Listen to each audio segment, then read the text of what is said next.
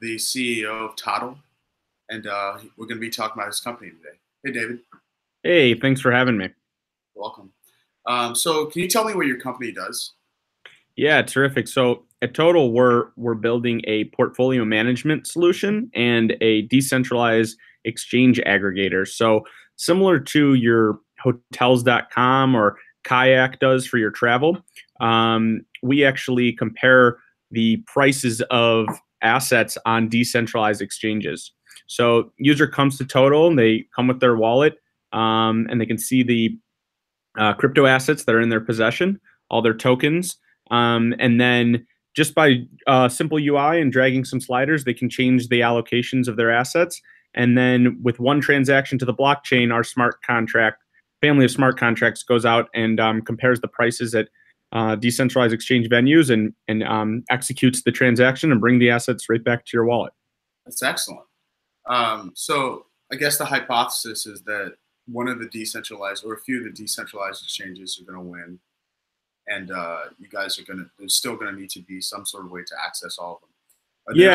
Yeah, we actually believe that there'll probably be multiple winners. So you see quite a few different solutions out there. You see stuff like Bancor, and a couple other solutions that are coming out like Uniswap, that are really just smart contract solutions where you have the liquidity inside the smart contract, and the exchange rate is determined by some sort of mathematical curve.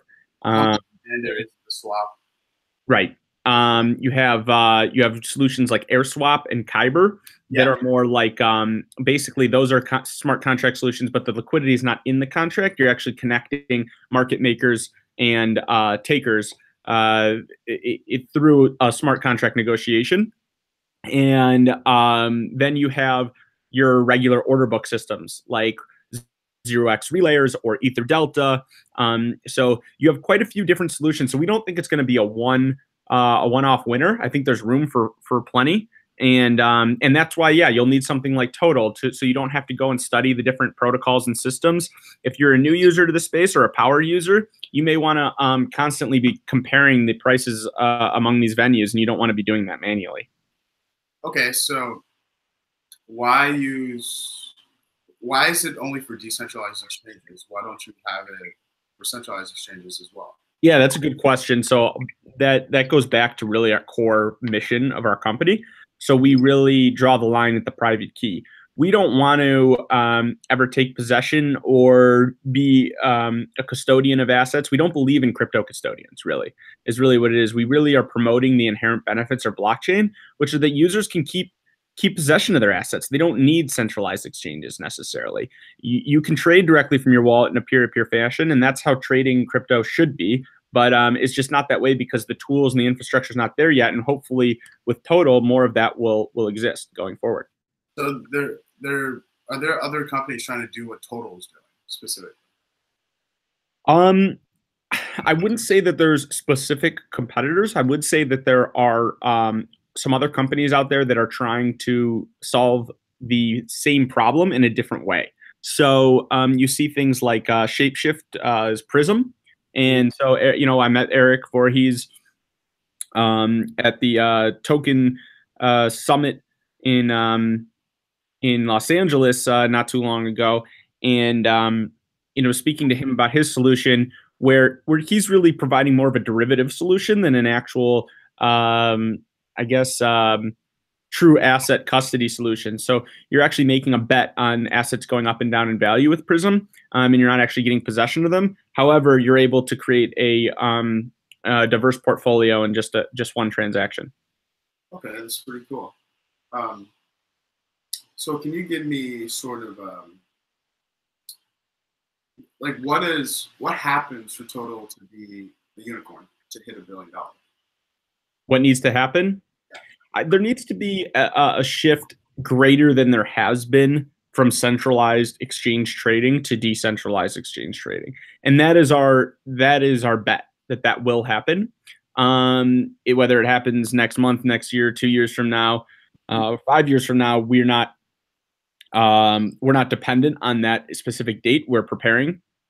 So our thesis is to be a day early rather than an hour late. And so that's kind of that's the hypothesis, is that people will move to decentralized exchanges when they realize the benefits and the empowerment it gives to the individual, rather than using something like your Binance or your Bitrex, which is really just a mirror image of the current system of trusting a centralized authority with your assets. So your hypothesis is that as long as there's a transition to decentralized exchanges, Total is going to explode. Correct. Yeah. So the more utility, the more use of decentralized exchanges, the more value that, and the more decentralized exchanges that exist, which there are several coming online every month now, the more utility that Total has. So the greater that industry of decentralized exchange gets, the greater value and greater utility that Total has. Correct. Okay. It's pretty cool. Yeah, that's exciting. So where are you guys right now? I know you guys have released your platform. How's that going?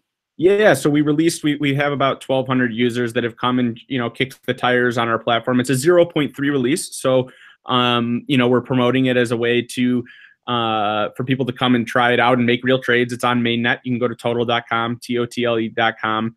Come with your Ledger, your Trezor, your MetaMask wallet, and start trading on multiple decentralized exchanges right away. But as I said, it is a beta, and it's something we're using to iterate and to get feedback so we can build out new features and add more exchanges. And so we're planning for an October 1.0 release, and at that time we'll most likely see an uptick in users because we'll be doing more marketing and also more reliable trades and higher success rate for our smart contracts. It's awesome. Is there anything unique about how you guys are thinking about marketing? Yeah, marketing's really tough in this space, especially because groups like us are competing with scams and ICOs and things that are drawing people for maybe the wrong reasons, some even for the right reasons, but it's expensive. So it's difficult because we're not your run-of-the-mill ICO or anything like that, and we're trying to draw users to our platform. And there's alternatives out there that may be, I guess, more appealing, a shorter putter, more or easier at the moment for users to wrap their head around, like centralized exchanges. So that's kind of what we're competing with. So it's a very difficult play. But as I mentioned before, it's the bet on decentralized exchange that we're making. And from a marketing standpoint, that's unique for us. I think the one thing that's unique for us is that because we're not our own trading venue specifically in terms of like our own order book system, we're integrating with all these different decentralized exchanges. So when we do that, we co-promote with the venue that so for example, AirSwap is coming on very soon as one of the venues that we'll be integrating into Total's backend. We'll be doing a promotion where hopefully we'll be mentioning this integration, and that way there's some synergy among the platforms. Oh, that's pretty cool. Yeah, that's a good idea. So this is sort of the last question. Where do you see the biggest sort of applications for this tech over the next 5 years, and then over the next 10 years, let's say? Wow, that's a long-term horizon in crypto. And I just like, Yeah, I love it. No, I think that over, this is just an educated guess. I think that this technology, especially where Total's playing, is going to disrupt international trade significantly. A lot more so than U.S. trade domestically. And the reasons for that is the regulatory landscape and the bureaucracy and institutions that control U.S. financial systems, and really a lot of those regulators and those institutions are really actually in bed with each other. And most people know that, but it's just really not talked about a lot. And there's also other sorts of regulations that keep the lower economic classes out of the game, or the financial system that these upper economic classes are protecting. And so there's accredited investor rules that are doing that. There are broker-dealer licenses that are doing that. All sorts of things that really don't make sense anymore because of the technology of crypto and crypto assets. There really is no need for this stuff, which was meant to it was meant to make the environment fair to trade. But now, because we don't need to trust some regulation, we can trust the blockchain, which is way more consistent and truthful and fair than any regulation will ever be. We don't need these licenses and these accredited investor statuses to protect us.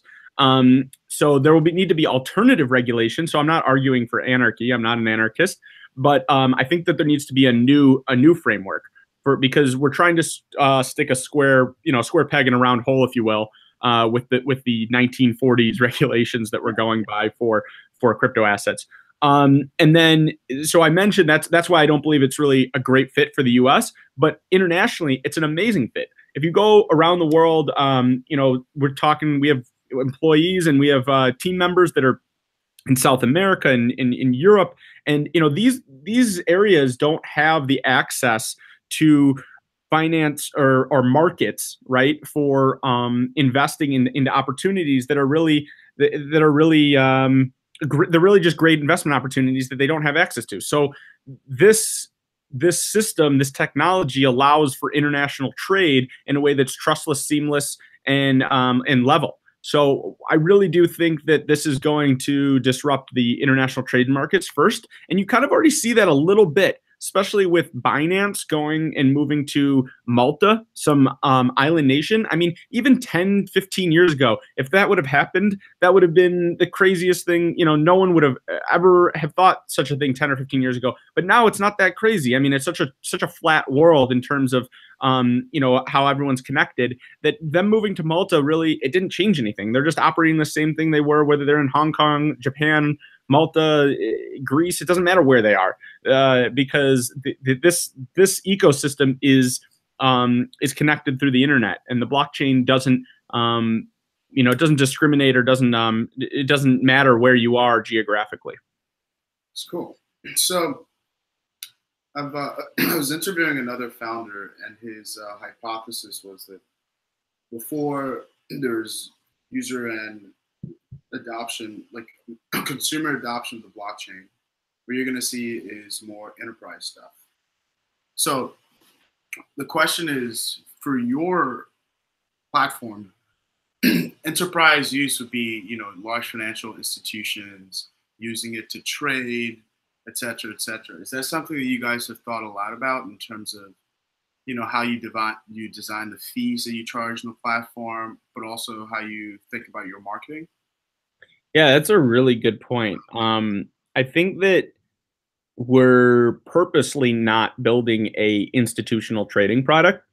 I think that we really do believe in all the things that I was just describing to you in terms of a level playing field for international trade. And sure, some bells and whistles would be great for someone who wants to do more high frequency or has more, more money in the system. There may be some more, whether it's tools to see what charting, or it's getting warnings when certain prices hit. But generally, in terms of the execution, it's really no different in this space for a retail user as it is for an institution. And that's the glory. That's the great part. So I don't think that we'll move towards an institutional product for exactly the reason that you're describing. We would like to build a product that's democratized, that's completely level in terms of, sure, an institution could use our product, but so could, a retail investor in Africa. It doesn't matter where you are geographically or your socioeconomic status. You can still execute and still make trades on the blockchain fairly using Totle. Excellent. Well, it was really nice talking to you. Thanks for joining us. Yeah, I really appreciate it. Thanks for having me on. I enjoy the conversation. Yeah, good luck with you guys. Take care.